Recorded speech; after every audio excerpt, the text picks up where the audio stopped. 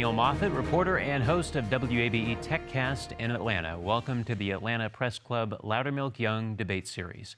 This is the debate among Democratic candidates for state school superintendent. Let's meet the candidates for this debate. They are in alphabetical order. Currey Hitchens is an attorney. Jaha Howard is a member of the Cobb County Board of Education and a dentist. James Morrow is an educator. And Alisha Searcy is a former Georgia state representative. Now let's meet our panelists. Crystal Dixon is a reporter at Axios Atlanta, and Ty Tagami covers education for the Atlanta Journal-Constitution. For complete rules on today's debate, please visit the Atlanta Press Club website, atlantapressclub.org. To start the debate, each candidate will be asked one question by one of the panelists, and candidates have 60 seconds to answer each question. Crystal Dixon, you get the first question for Alisha Searcy. Yes. Governor Kemp last week signed legislation banning divisive concepts from being taught in public schools. What is your take on this legislation, and how do you think it will affect students as well as teachers? Thank you for the question. I'm concerned that politics is dividing us when it comes to education. And I think the divisive legislation that's now signed into law that quote unquote bans books or bans divisive topics is a distraction for what we need to be focused on in our state. We have 1.8 million students who are in school right now who don't have the high quality public education that they deserve. And so I'm looking forward to being a state school superintendent who will remove the politics away from education, focus on children. Our kids are not Democrat or Republican. They are kids who deserve to have access to a high quality education. And they deserve to have one that is relevant culturally and otherwise. And I'm looking forward to ensuring that all of their educational opportunities are a reflection of who they are as students. Ty Tagami, it's your turn to ask a question of James Morrow. Mr. Morrow, hello. You have been a social studies teacher for years, an important subject. You recently switched to PE, and now you're running for state school superintendent. And I'm wondering if you can tell us why you're making these changes. Why did I switch from social studies to physical education, or? Yeah, and why you're running. All right, well, first of all, my principal, she felt like that I would have more discipline in the gym, because a lot of times when teachers are absent or we can't find any subs to cover their positions, they end up dropping them in the gym. Just this past Friday, there were 5 teachers that were out, and there were no subs to replace them, so I ended up having to cover like 5 classes by myself. So my administrator feels like I'm a disciplinarian, and so that was one of the reasons why she moved me from social studies to physical education. All right. And Crystal, your question for Currey Hitchens. Yes, a recent RAND Corporation poll found that nearly half of former educators who were surveyed said that they left the profession after March 2020 because of the COVID-19. How is you, as school superintendent, how will you help districts, I guess, recruit and retain teachers amid the pandemic? Thank you, Crystal. That's a great question. It's definitely an important one for our times. Teachers who are teaching now also are considering leaving the profession. So half of teachers left because of the pandemic, and many teachers who are teaching now are considering leaving for many reasons. One, because they could get paid more elsewhere, and another because the pandemic has made their job much harder than it used to be. I would definitely look to pay teachers more, pay them in line with what other professionals who are similarly educated make, which would be a good start towards getting educators to stay in the profession. And I also would respect them more, let them actually teach the truth in their classes, fight against this law that is a divisive concepts law, and trust our teachers to be able to teach appropriate education, appropriate history, appropriate public events or current events to students. I would also work hard to recruit teachers across the state that live in the state, make it a desirable job for young people to want to go into. Thank you, Crystal. And Ty, you get the final question of this round for Jaha Howard. Dr. Howard, you have been on the Cobb County School Board for several years, and you're a Democrat, and the school board is dominated by Republicans, so you haven't been able to accomplish much. And I'm wondering, if you were to win as state school superintendent, you'd be entering a similar environment where the legislature is dominated by Republicans. How could you be effective? What have you learned in your role in Cobb? Ty, I really appreciate that question. I do reject the premise that we haven't accomplished much. If you ask the numerous families in Cobb County what we accomplished, they'll probably tell you that they actually know how the board works. they actually are paying attention to school board meetings. They are more engaged now than ever before. We did that on a very local level in the city of Smyrna. We did it at a county level as Board of Education, and as state school superintendent, we're going to engage this entire state to make sure folks know that this is not a private enterprise. This is public education, and public education belongs to you, the public. Thank you. And that concludes the first round of the debate. The candidates will now ask a question to an opponent of their choice. Each candidate will have 30 seconds to ask the question, 60 seconds to respond, and the candidate who asked the question will then have 30 seconds for a rebuttal. By random selection, James Morrow, you may ask the first question. My first question goes to Dr. Howard. By you being a pediatric dentist, I just was wondering what makes you feel like you would be qualified for this position, since you've never been a teacher in the classroom and you really don't understand the pains and ills that teachers have to deal with on a regular basis. So that's my question to you. How do you feel that you could be the state superintendent when you've never been a classroom teacher? Sure. I really appreciate that question. I think what happens is our community engagement has expanded people's imagination. Folks are concerned. They're like, wow, how you're a dentist, but you're so active in the community. And what that does is it helps us to lead from a variety of perspectives. We need somebody who's been on the ground listening to families every single day about how they're really doing. Somebody that can work independently. We have too many people that are part of a system and they feel like they can't say the right thing because they're afraid of who they're going to bother. We have autonomy. We're listening.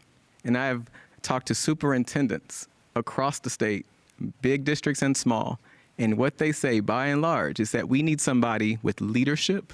We need somebody with a backbone, someone that's going to put our children first and be their only special interest. And that's what we bring. That's what we've been doing. Mr. Morrow, you have 30 seconds if you'd like to respond. Well, the only thing I want to respond to is when he said, like, children first. Of course, we're going to put children first in education, but as a teacher, sometimes you have to put the teacher first. Right now, there's a shortage of 90,000 teachers in the United States, and nobody's kicking down any doors to become a teacher.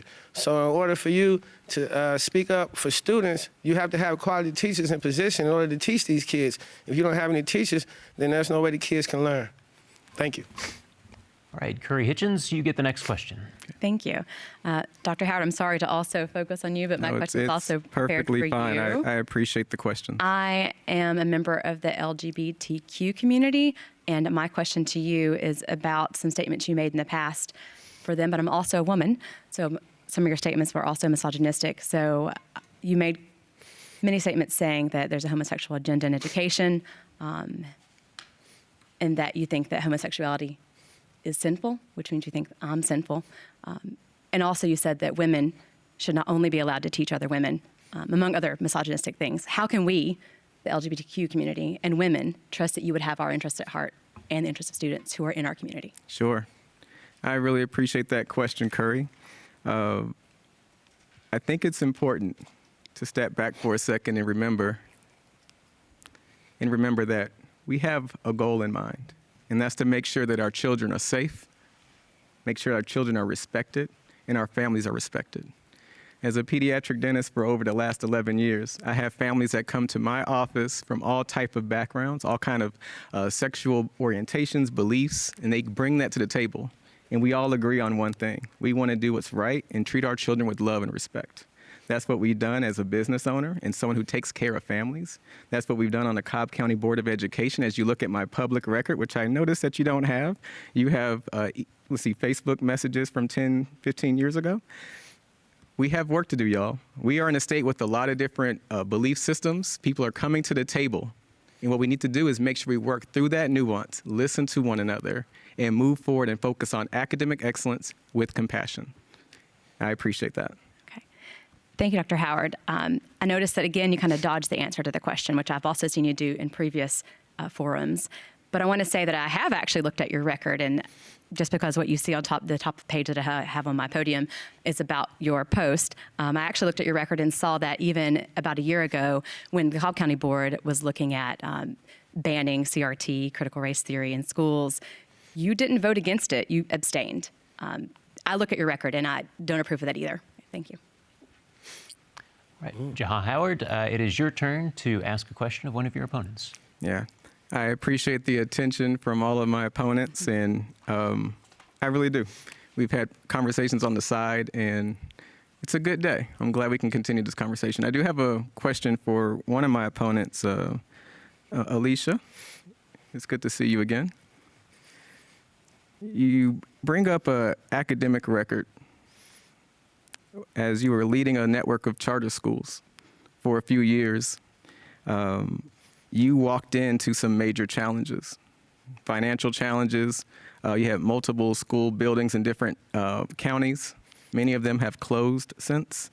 I think there's a network of maybe 400 or 500 students, about the size of half of my kids' elementary school. Your question, please, Dr. Howard.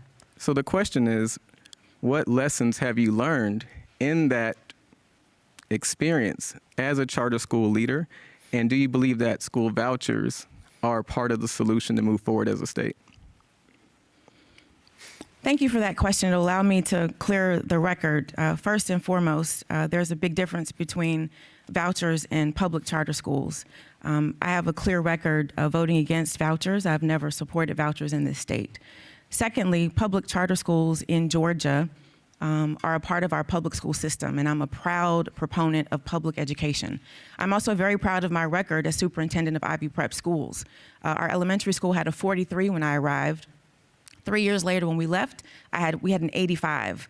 And so I have a track record of closing gaps for students. Our teacher retention rate was 25% when I got there and 75% when I left. I'll tell you the thing that I learned. I'm glad that I didn't win state superintendent 8 years ago, because being in the job of a superintendent helped me to understand that 8 years ago I wasn't ready. And that's why I'm ready today, because I have the qualifications, the background, the experience, the track record of closing gaps, making sure that teachers feel supported and respected. And I will be the state school superintendent who will do exactly what I did at Ivy Prep, which is change the game for kids and make sure that every kid in Georgia has access to a high quality public education. Thank you. All right. Dr. Howard, your response, 30 seconds, please. Sure. I do appreciate your track record of closing gaps. I just think it's important that the public has a more full understanding that in some instances, you close the gaps, and others, schools closed, and they had to go back to their neighborhood public school. In other instances, there were major financial challenges that you had to wrestle with. And I'm just appreciative of the work that you've done, but let's tell the full truth that there's some major problems. And you can look at Ivy Prep right now, and we're doing okay, but there's some major, major challenges under your leadership. Thank you. Right. And Alisha Thomas Searcy, you get the final question in this round. I'd love to spend more time with Dr. Howard, and if he could talk to us about, you have a reputation in Cobb County. I live in Cobb County. I served in the legislature for 12 years. And as I talk to leaders, they're concerned about your reputation of being combative, being an activist, and never getting anything done. And so could you talk specifically about a policy that you've passed that directly improves student achievement in Cobb County schools? Yeah. I appreciate that question. Your question is also showing that you may not have a good idea of what a school board member does. A school board member's job is to oversee a budget, in this case in Cobb County, $1.3 billion budget. That's almost 10% of the state budget, by the way. Hold the superintendent accountable, and that's exactly what we did. A superintendent is in charge of operations. And so I understand you may be confusing being a legislator and being a school board member, but it's a difference. And I would love to meet all these people who have these concerns, because talk to a leader in Cobb County. You live in Cobb County. You have not once voiced your concerns about my leadership, and your kids are in school in our own backyards. We live in the same county. Not once have you voiced any concerns. And now, when we're 3 weeks out from election time, now all of a sudden we have concerns. I can't take that seriously. You know, being a school board member who protests a lot is good, and you're welcome to stay in that position. I'm voicing my concern because as state school superintendent, we have to get things done. As a state legislator for 12 years, my reputation is working across the aisle. I'm one of the few Democrats who's passed a constitutional amendment, who's passed laws in a Republican-controlled legislature. And I'm very familiar with school board members in your jobs. Actually, part of my professional job is to work with and mentor school board members across the country, and I mentor them. So I'm very familiar with your job, and I'm most familiar with that of the state school superintendent as a policy job and a job that ensures that 1.8 million students have access to a high-quality education. Your time is up. Thank you very much. That concludes our second round. For those just joining us, this is a debate between Democratic candidates for state school superintendent. We will now go back to the panel to ask questions to the candidate of their choice until we run out of time. As a point of moderator privilege, I may also ask a question to the candidates. I'll determine when a rebuttal is appropriate. Tai Tagami, you get the first question in this round. Ms. Searcy, you said earlier that you'd never voted for vouchers. In 2008, you voted for House Bill 1133, which established the tax credit scholarship program at $50 million. It has been growing over the years. Matter of fact, just this year it was expanded to $120 million. I'm wondering if you consider that program, why you don't consider that program a voucher, and if you support further expansion of it. So a voucher is taking public school funds and taking them to put into another private school. I've never voted for a voucher. The only voucher that we have in the state of Georgia is SB 10, which is a special needs voucher, and that's a different conversation. The tax credit scholarship is exactly what you said. It's a tax credit. And so none of the funds that are used to fund this tax credit come from the K-12 public education budget.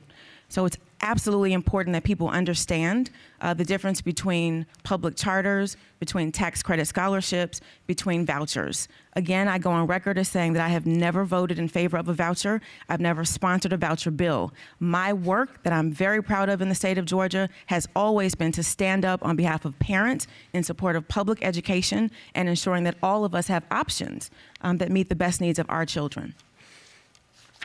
All right, Crystal Dixon, it's your turn to ask a question. This question is for Ms. Hitchens. You mentioned on your website that you want to incorporate restorative justice measures for students. Can you expand upon this and explain what exactly would you mean by this, and how do you think this would improve discipline rates in school? Sure, thank you, Crystal. So one thing I do as an attorney is represent students in school discipline cases, and I have noticed that the punitive system we use in Georgia, which is basically we kick people out, sometimes even when they haven't actually done anything wrong. We kick children out of school. We deny them an education as a punishment. I've noticed that that not only doesn't work, but hasn't worked for the decades we've been doing it, and in fact only increases violence in our communities, increases the school to prison pipeline, enhances that pipeline instead of trying to get rid of it, which is what we should all be aiming for. So restorative justice is basically a new framework, a way to, not new exactly, but another framework that we haven't used in Georgia. So it would be new to Georgia, that we look at every child as a valuable child. Every child is a child that's deserving of love and forgiveness, and we incorporate that into the entirety of the day. And part of that is not just looking at a punitive punishment, but considering what needs to be done to actually make a situation better and to make everybody better in that situation, the victim and the person who has committed something against that person. So it's about a whole movement, basically. It wouldn't be just a practice. But. Right. Thank you very much. Tai, your next question. Mr. Morrow, you mentioned discipline too when you in your opening question, and I'm wondering if there really is a growing problem in your schools. Are you seeing more student violence and misbehavior? I ask this because superintendents from around Metro Atlanta recently convened at the governor's mansion to talk about this problem. So I'm wondering if you're seeing it, A, and B, if so, what would you propose to do about it? Yes, I am seeing it. Like you have students that walk the hall and skip every class on a daily basis. You have students that have over 150 absences and 75 tardies, and they're still allowed to graduate. So yes, there's a major discipline problem. Students sell drugs, pop pills. Basically, school is not a learning environment anymore. It's basically turned into a party place, a social place. A lot of times, students continue to keep their phones in their hands, or they keep earbuds in their ear. And one of the things that irritate me the most is when a parent calls their child in class and the kid will say, "Coach Morrow, it's my mama, can I answer the phone?" And I'm like, "No, you can't answer the phone. Text her back and tell her you're in class." So parents need to be held accountable, more so accountable for their children's actions. And one of the things I would try to do is if a child is suspended, they would not be allowed to come back to school until their parents shadow them around for a day or two in each class, eat lunch with them, walk the halls with them. Because I feel if parents are held more accountable, or if they have to miss work or use their off day to sit with their child, then they would turn up the discipline on their children. Thank you for the question. All right, Crystal, your next question. Mr. Morrow, I want to follow up on that. So what if parents are not able to take time off work and shadow their child, as you say, for that one day? They may be under a situation where they can't take a day off work like that. So what other proposals would you suggest that could, I guess, wouldn't put a parent in a precarious position? Because, like I said, some parents may not be able to take work off. Just to shadow their child. If they can't take off, and we could possibly have like a Zoom conference, or they could join the class through Zoom. And that, because I teach virtual. When I was teaching AP United States History, I was responsible for like 38 students in the class, and then I had like 12 that was virtual. And sometimes I would forget about the virtual students once I started teaching in United States History. So if a parent can't come up to the school, then we would arrange something virtually. Thank you for the question. Ty, your next question. Dr. Howard, the governor just recently signed the divisive concepts legislation that Crystal mentioned. It prohibits teachers from talking about 9 different quote-unquote divisive concepts. And it's going to be up to the state to sort of define that and enforce it. I'm wondering how you would do that as superintendent. As superintendent, we do have to follow the rule of law, but each law is up to interpretation. We have seen laws on the books where some leaders have a very casual approach, and I'm not going to be very eager to put our teachers in a bad spot to be lawbreakers. So yes, we have to have some very difficult conversations, and I'm no stranger to that, working in Cobb County. So we have work to do. We're going to make sure that we talk about history, we talk about a full context without making sure that our educators are nervous about being lawbreakers because of the law of the land. And use a lot of that energy to focus back on what's important: literacy, learning how to read so that our kids can read to learn. Those are the things that we're going to do. And I look forward to using our leadership, our relationships, and our advocacy, engaging the public to do this in a very real way. All right, Crystal, your next question. Yes, Ms. Searcy, this question goes to you. A video made by students at Druid Hills High School in DeKalb County showcased several serious infrastructure problems and even prompted a visit from the State Department of Education's facilities teams. What do you think you could do as school superintendent that would help districts rebuild or upgrade, aging facilities? First of all, relationships matter. And as state school superintendent, I currently have relationships with school board members across the state, and I would leverage these relationships to ensure that they have the resources that they need. One of the things that I'd like to do as state school superintendent as well is start an Office of Equity. Well, we're looking at DeKalb County schools, Cobb County schools, Warren County, all of our schools across the state, to ensure that all of our students have access to a high quality education, but also buildings that work and that function. The video that we saw from students is unacceptable. And any child in this state who is attending a school in those conditions is unacceptable. The question that I have, though, is that, like DeKalb County and other districts who've received hundreds of millions of dollars from the federal government through CARES Act and other funds, why those dollars aren't going to address those kinds of issues. And so we've got to ask the hard questions, and it would be my job as state school superintendent to work with districts and ensure that they're using those resources to benefit all of our students. All right. Thank you very much. Ty, your next question. Yeah, Dr. Howard, you mentioned literacy, and that's actually a big issue for the state. Only about a third of kids are reading proficiently by 3rd grade, at which point they need to be able to read to do well in school. And I'm wondering what, as a Cobb County School Board member, you were able to do for the literacy rates in Cobb County, and what you would do about that problem at the state level. Sure. On the Cobb County School Board, I was able to work with my fellow school board members to make sure that literacy is a priority and engage our superintendent, who's in charge of operations, to do his job well. We have done some things very well, but there's also a lot of room for growth. And that's the experience that I bring statewide. There are some strategies. We have kids that learn very differently. We currently don't have an approach that we can go statewide and make sure we amplify that message of a birth to third grade approach, recognizing things like dyslexia and engaging communities using the science of reading methodology to really transform reading. We've seen improvements in other neighboring states, but Georgia has been behind. So when I am in a debate with Richard Woods, he doesn't have much of a record to stand on.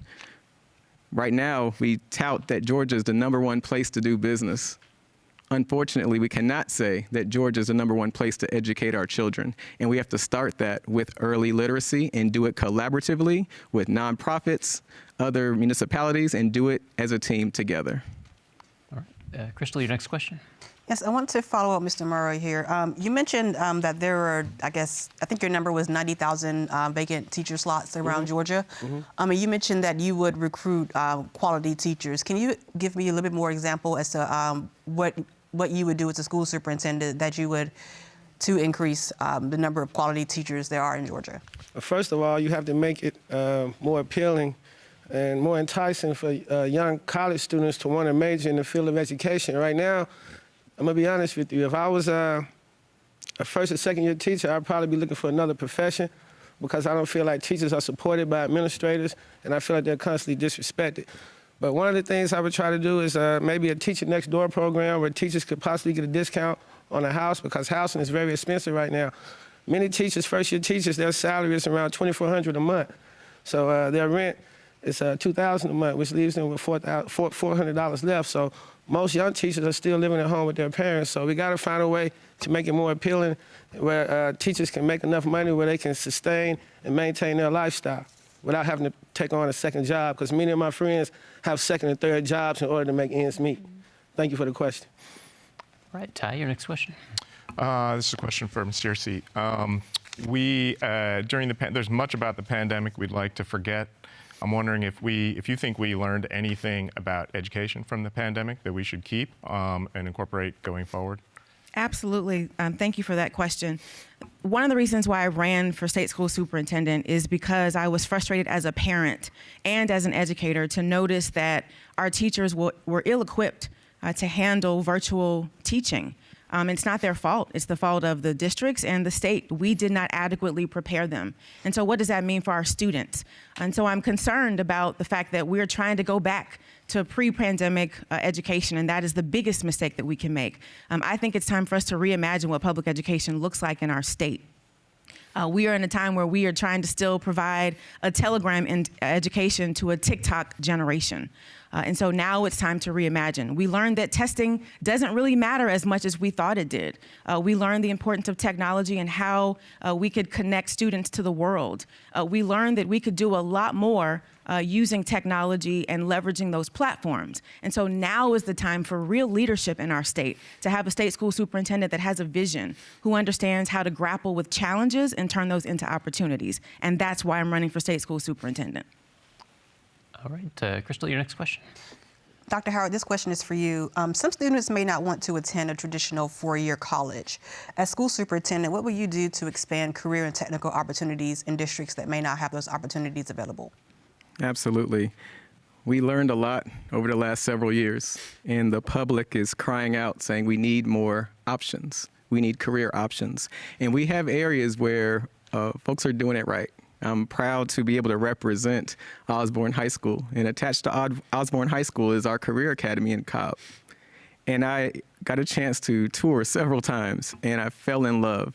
As my father does construction before his stroke, this is how I spent my summers and my school breaks. And knowing that there's a construction pathway and kids can come out with certification and choose to go to college if they choose, that's amazing. The IT pathways. These are things that are existing, and now we just have to have somebody that can work collaboratively, talk about best practices, share ideas. And in education, we love our silos. We love putting our head down and working in our specific space. It's time to share ideas, and that takes a leader who can work across the aisle, a leader who can work cross communities and make things happen. All right, thank you very much. Ty, your next question. Question for Searcy again. Following up, you said that we learned during the pandemic that maybe we didn't need testing as much as we thought we did. Without testing, how would we hold schools accountable, or do you believe we need to hold public schools accountable and private schools that are receiving tax credit money, or charter schools, which are public schools? Should we be testing them to hold them accountable, or is there some other way we should be doing that? Thank you for allowing me to clarify, because testing is important. We have to assess where students are, especially given this 2-year gap that we've had in high quality instruction. And so assessments are important. The problem that I have is the high stakes testing and what it does to educators, what it does to students. My 9th grader this week has been stressed out every single day, worried about the end of course test.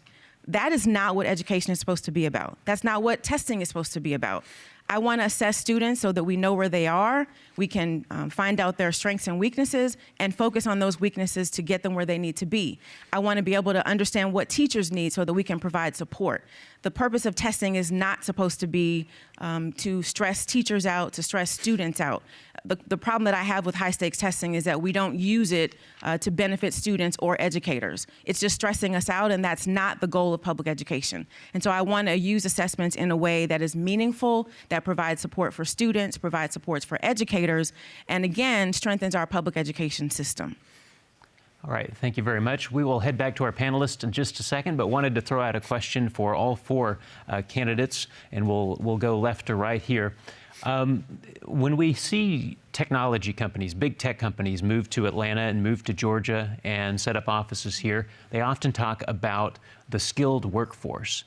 What can be done from your perspective as a school superintendent for the state to best prepare students in Georgia to take those high-tech jobs? And we'll start with you, Ms. Hitchens. Thank you. So definitely, you're right. We definitely have a lot of that kind of business coming to our state, and we do want to make sure that our students are prepared for the world or college, whichever one they want to go into first, and those tech jobs are great jobs for them to take.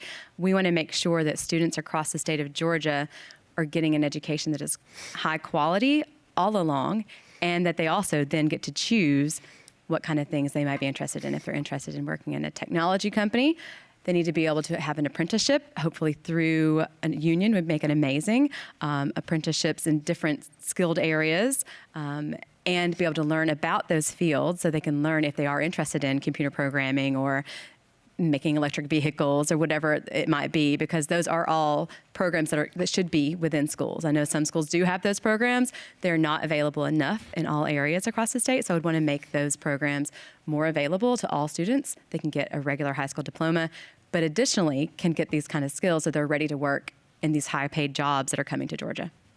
Dr. Howard, you have 60 seconds. I appreciate that question. We're really talking about pipelines, right? We have, again, Georgia is the #1 place to do business in a lot of different ways. Tech companies are coming our way.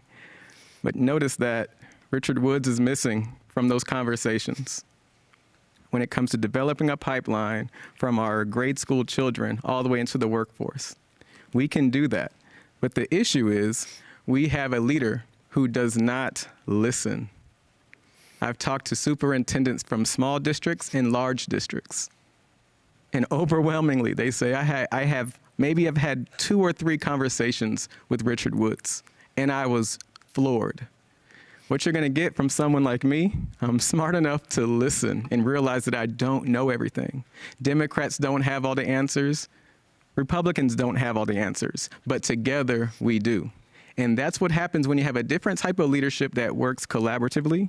We can make sure that we develop the future workforce for technology, but every other sector. So thank you for that question. All right, Mr. Morrow. Thank you. Everything that all of us are going to say is going to sound good, but we got to face reality. We have students that can't read. Like when I was teaching an AP United States History course and an AP Human Geography course, I had students in my class that had like a 500 or 600 Lexile score, which means they're reading like a 5th and 6th grade reading level. So it's hard to teach computer programming and technological skills when students can't read. So that's one of the things we're going to have to focus on, as Dr. Howard said, was literacy rate, because when kids know how to read, they're able to fill out applications and acquire jobs. And they also have an opportunity to acquire the skills that they need to be successful. But the literacy rate is the most important thing. And then I go back to discipline, because again, without discipline, there's not going to be any success in anything that we do for the students. I would like to see some type of certification or certificate. Once a kid graduate, then they're certified to do computer programming where they don't have to go to a vocational school or to a traditional 4-year college or university. So, but we got to be realistic. First, we got to focus on teaching the kids how to read in order for them to be able to do the things that we want them to do.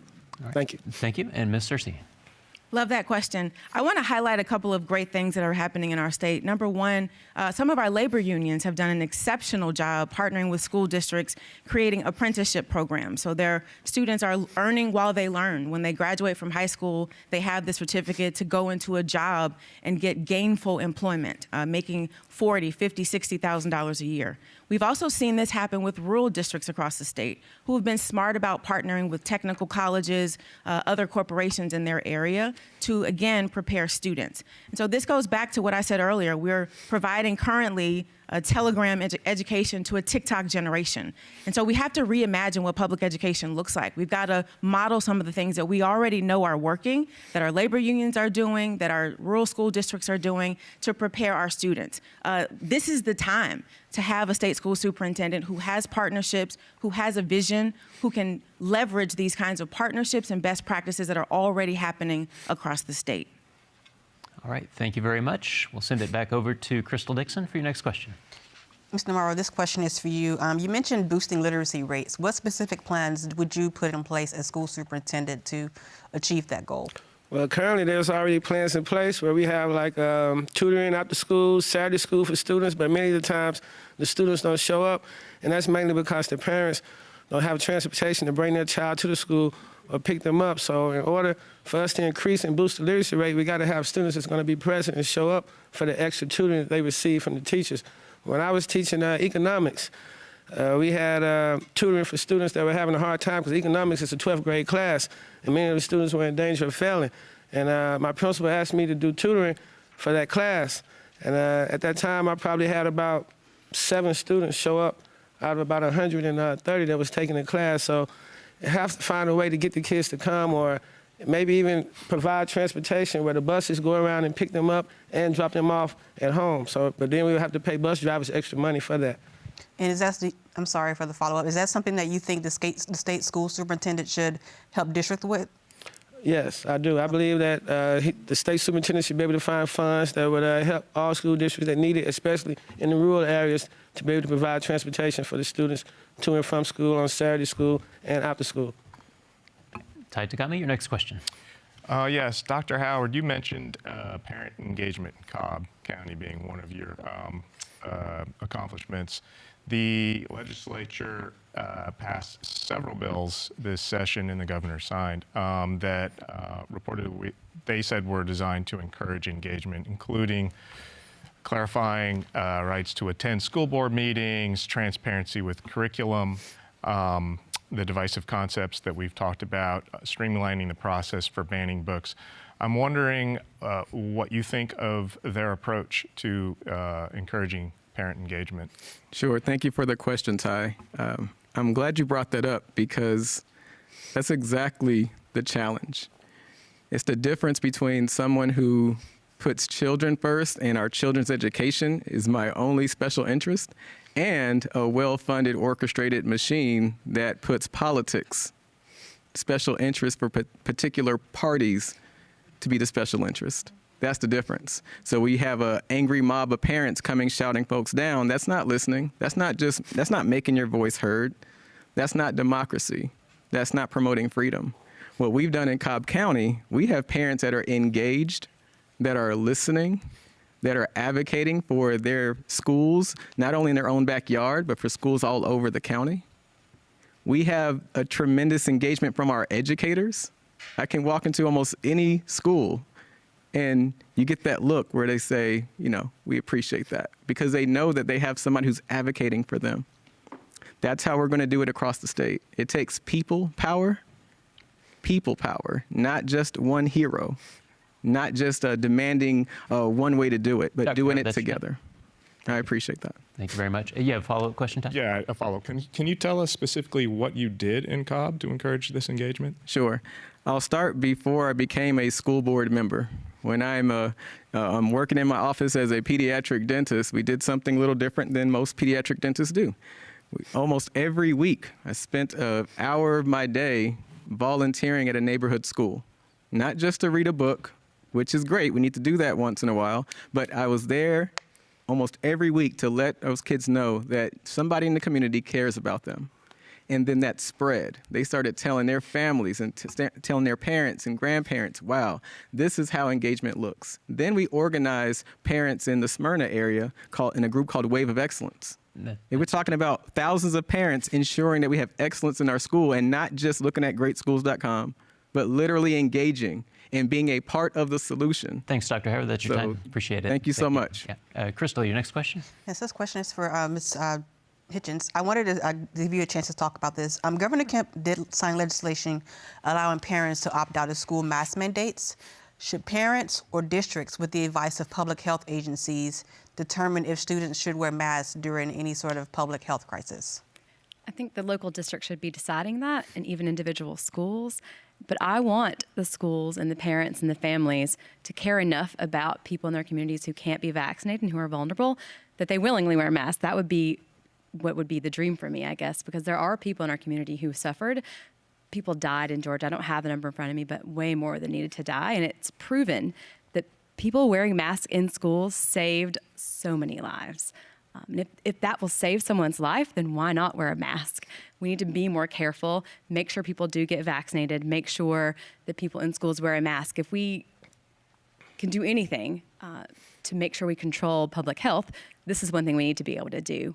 I do think it is a struggle, and some folks want to say that it's their right not to wear a mask. And I understand that, I guess, in a way, but it's not your right to possibly kill someone else. So think about it that way. Like, do you really think that you have a right to give someone a disease that could kill them? No, you don't.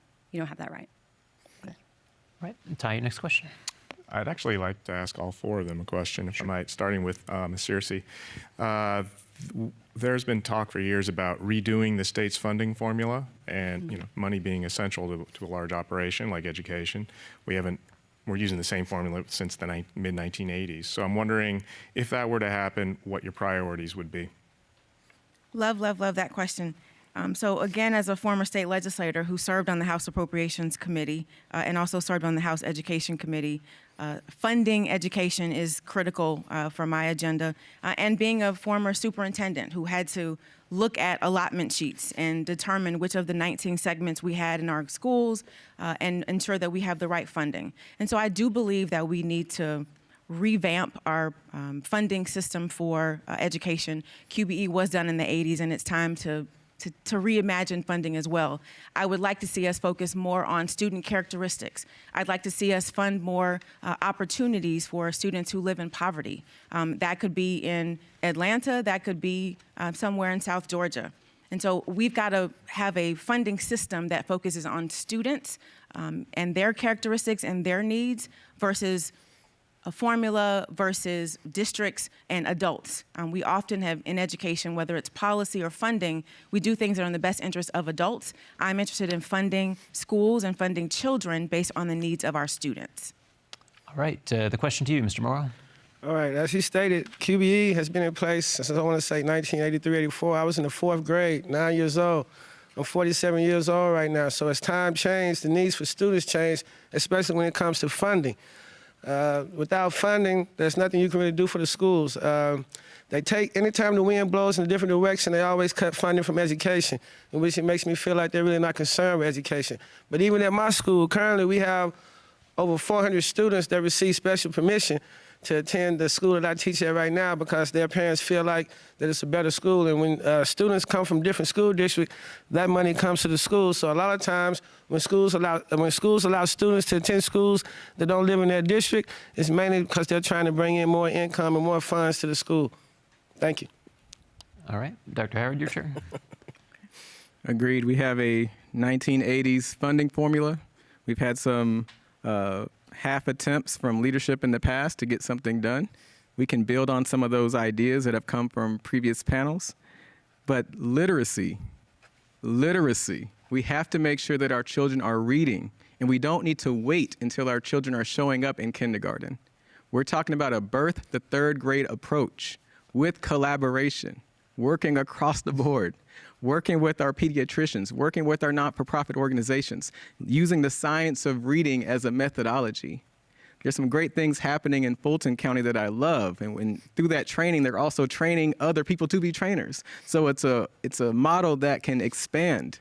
And too often we talk about a problem, but we don't give its due on the scope of the problem. We have too many leaders that are box checking, saying, I did this, I did this, I did that, but they're not being honest about the scope of their solutions. The scope of our solutions have to match the scope of our problem, and we need laser focus on early literacy. Thank you. All right. Ms. Hitchens? Thank you.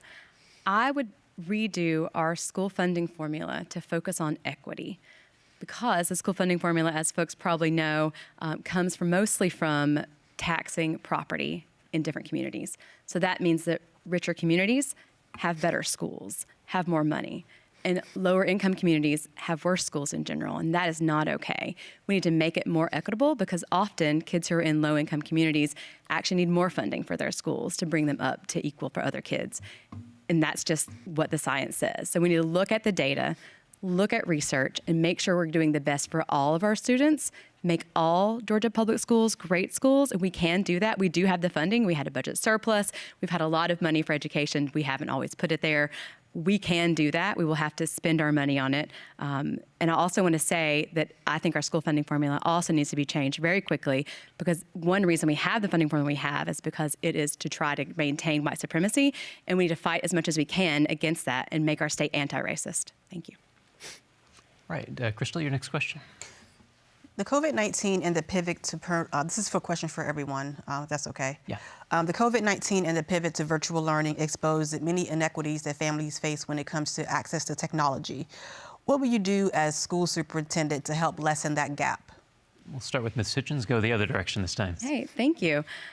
So clearly we need to expand broadband. We already know that, and make sure that students have access to technology when they need it. But I also think there's another more low-tech way to go. We can make sure we do things outdoors sometimes when we can't do things in person during a pandemic, because it turns out, and we all know this from the data, that the technology didn't really solve anything. We still had a big learning gap, and especially the kids who are low income and had disabilities fell even more behind, and they were already behind. So we need to address that gap as much as we can, and a lot of that's going to need to be in person. And if we're having another pandemic, I know it hasn't quite ended. If we're in the middle of a new pandemic and we need to do things in person, we need to make sure those children especially are still able to do things in person. We have smaller classes for them. We have classes outside. We're wearing masks to protect everybody in those classes. But yes, of course, we need to expand broadband, make sure schools have access, teachers, students all have access to the internet, because that is going to be a necessity for some time. Thank you. Dr. Howard? Thank you. COVID-19 exposed our problems. This is what we look like without makeup. This is what we look like without Photoshop. But sometimes when you acknowledge the hard truth and you're ready to do the hard work, that's when things can really change.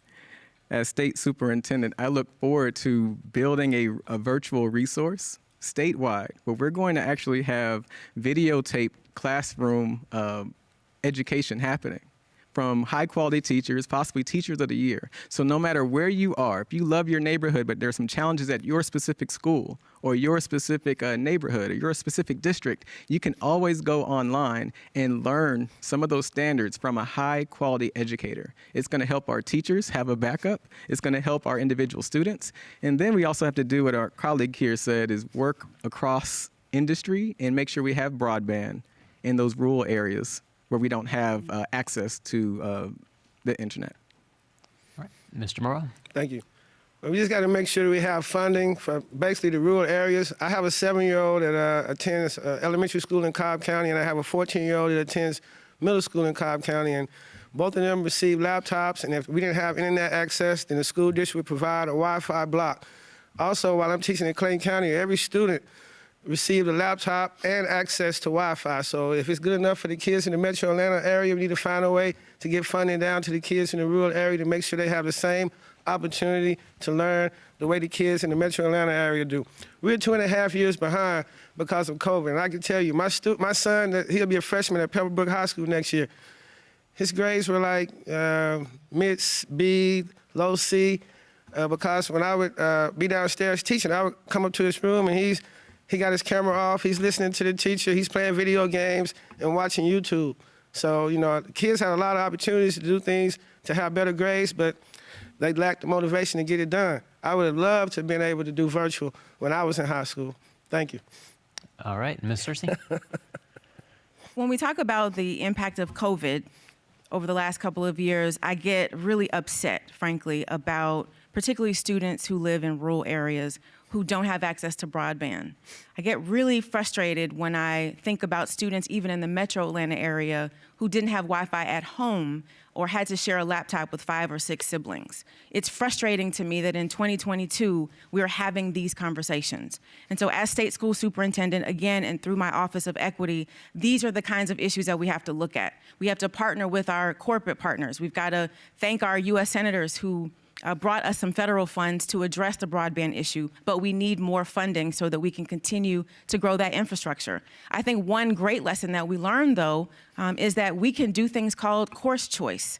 We can have students access Algebra 2 or trigonometry or physics or some of the courses that may not be offered in their particular district, access them in districts that there are, where they can have access to that information in real time, be a part of that classroom experience, and again, have access to a high quality education regardless of their zip code.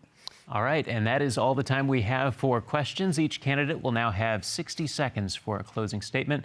Currey Hitchens, you get the first of these closing statements. Thank you. Thank you so much for having us today.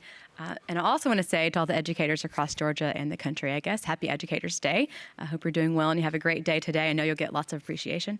So just quickly, I grew up in Georgia, went to public schools in Whitfield County, Georgia, and then became a teacher after going to college, taught for a couple years in Decatur, and then decided to go to law school to do more for students and worked at Georgia Legal Services and Atlanta Legal Aid, currently representing students' education cases. I have a lot of opinions about the issues, and I want to let teachers teach the truth, pay them more, make their jobs a better job. I want to make sure our schools are in good repair and not unsafe. I want to look at the violence issue that is happening and increasing across the country, not just in schools, but everywhere, and make sure those kids get services they need, and teachers too if they need them, to help with that issue, because a lot of kids have gone through a lot during the pandemic, just like the rest of us, and they have needs. We need to address those needs so they can then learn, and we need to give them high quality, frequent tutoring, not just add on more to the day to catch up for learning loss. Thank you, Currey Hitchens. All right, James Morrow, your closing statement. Thank you. I've been in the education field for the past 25 years. I started teaching when I was 22 years old, so education is all that I know. I played basketball and ran track at the University of Arkansas at Pine Bluff, where I majored in history with a minor in physics education. I completed my degree in 1997, after which I moved on to the University of Arkansas Little Rock, where I completed my master's in secondary education with an emphasis in social science at the same time while I was the assistant men's basketball coach at Philander Smith College, downtown Little Rock, Arkansas. I've taught in Little Rock School District, I've taught in Clark County School District in Las Vegas, I've taught in APS, and currently I've spent the past 14 years in Clayton County schools. We have a serious problem in education, and it's not going to be fixed until we start bringing more respect to teachers. Too many times administrators spend more time policing the teachers than they do the students, and that's why I feel that we're going to continue to have a major disciplinary issue in schools until that is fixed. My name is James Morrow. Vote Morrow for a better tomorrow. Thank you. All right, Alisha Thomas Searcy, your closing statement. I'm Alisha Thomas Searcy. I'm a graduate of Spelman College. I'm a member of Alpha Kappa Alpha Sorority Incorporated. I served as the first African-American state representative elected to Cobb County.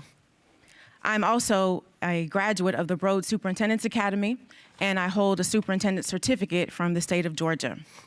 I am a former superintendent who has led schools before. I've hired principals. I've turned around our teacher retention rate, and I've turned around schools.